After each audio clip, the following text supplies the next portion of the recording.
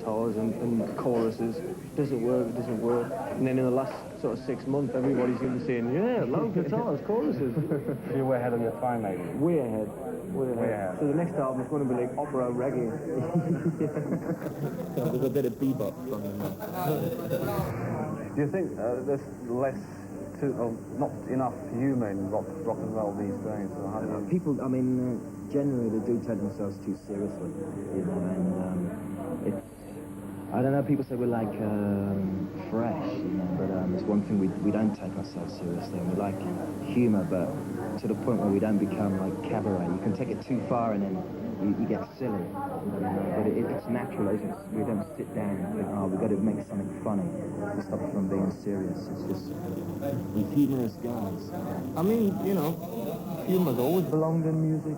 Music, to me, isn't supposed to remind you how bad things are. You can always be reminded. You can look at any you know, medium of media and then be reminded about the wars and about the poverty and everything. You don't want to buy a record and be reminded about it. You already know about it. You know what I mean? So unless these people, like, I don't know, whoever they are, Rage Against the Machine or anything, unless they're going to actively make a difference and get involved and start breaking the heads of people that they think are doing wrong, they're not doing anything. They're just moaning in music. You know, at the end of the day, people want a good beat, and the words is just something so you can express yourself with a bit of authenticity, you know, and not sing about, you know, oh yeah, baby, and all that Def Leppard crap. So you shouldn't take a lyric like "My baby's a fuckhead" too seriously. Fuck. No, definitely not. No. I mean, you shouldn't take anything really seriously in music. It shouldn't be that serious. It's fun. You're supposed to dance to it. You're supposed to fuck to it. Enjoy yourself. Drunk to it. You're supposed to enjoy yourself to it. So, you know, you get fun and dance. You know, you get all these rock stars that have been really serious, like I want to be alone. And all this. Can you give any examples? I mean, everybody's saying. Well, everyone knows the biggest stars in the world. I don't have to mention them. You know your Guns N' Roses. The cockpits wear it.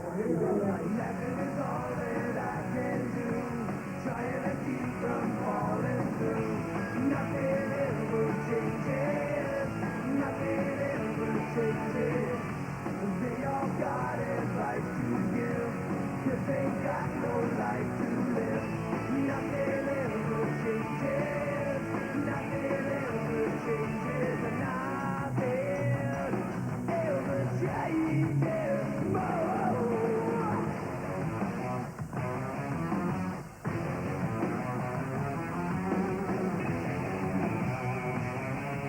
You gig a lot. You've been doing a lot of concerts this past year.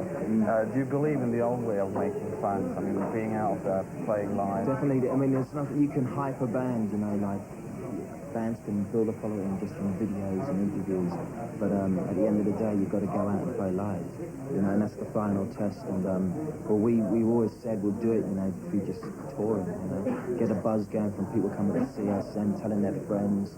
And it's the way, you know, it's the way we were brought up. Rock bands are supposed to do it, you know, by playing live. And that's how we got our fan base. We've got a really good, strong foundation of fans at the moment that enabled the album to go in the charts at number 31 within like 3 days. And the single to go in at number 43. And that was, and the record company are turning around thinking, how come they bought this? We didn't even publicise it yet. We haven't done anything. No the hype videos, so video was finished. And you know, that's the power of fans, because our fans don't just take it home and listen to it themselves.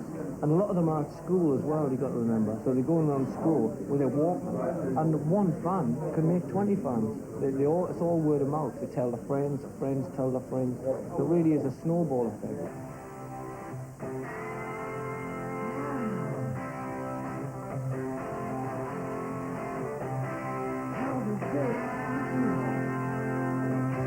Talk about stars, talk about rock stars who've done it all and seen it all. Mick Ronson's done more than Guns N' Roses probably will ever do or ever see, you know what I mean? And he said, I'd be honoured to play. And he shook our hands and he said it was a pleasure. Yeah, when he finished, that's my idea. Thank you for letting us play on the album. I was like, thank you, man. You know? I mean, that's my idea of a rock star. Someone that doesn't have to act like a fucking a god, you know what I mean? The guy was just a nice guy. And that's how he got respect. He got respect from everybody that he ever met because he was so nice. And Yeah, that song's really special. Remember, we've spoken to people who've worked with him before, and they came away feeling exactly the same way, you know, we did. And yeah, it's great. It's an honour to have him play on the track. We do. You know? He's so nice. People I've known people that have worked with him, and when he starts talking, people go like, "Is he taking the piss or what?" You know what I mean? He can't be that nice. You know, no one can be that nice, especially not someone famous. The work that he did with you must have been very, very few things he did. Very few last things he did. Yeah, well, it was the last thing that was released, you know. So, and when we were mixing the album, he was working in the same studio as us on his album, his solo album. But I mean, he never completed it. And the last song I heard is his daughter was going to finish it off in LA. But I don't think that came around. So this is up until now, it's the last thing. I suppose you were devastated that the day when you heard about his passing away. Yeah, I mean, yeah, anyone dying is sad, really, isn't it? You know, it's not like we knew him really, really well, but I mean, anyone dying is really sad. I mean, I don't know. I mean, it's sad. I mean, cancer and things like cancer and AIDS are really, really sad. But at least you get to go home and say goodbye to everyone. If you walk across the road and get hit by a bus, you don't get a chance to say goodbye to anyone. So that's probably even sadder. You know what I mean? In a really perverse, sick sort of way. The guitar player from the Spiders of Mars, Rick Bronson.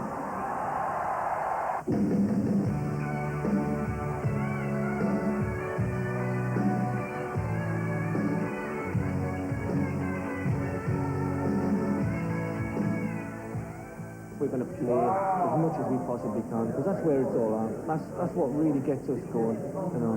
At the end of the day, it's fun doing this sort of stuff, and it's fun doing, you know, videos and everything, but I could live without it, you know. All due respect to the Swedish readers and viewers, but, you know, at the end of the day, what we do is go on stage and we play, and that's why, because we put everything into it, because we put 100% into every show, that's why we're getting such a good reputation as a live band, because just look at the bands you go to see, not everybody does put 100% into it. So, you know, I'd like to go to see a band that every time I see them, they're getting better and better and better because they want to, and because they go on stage and the crowd are even better than the last time. So that picks you up, you know. And the whole thing's like a sharing thing between us and the audience. As long as you stay on the floor, don't get on the stage or I'll kick you up the arse.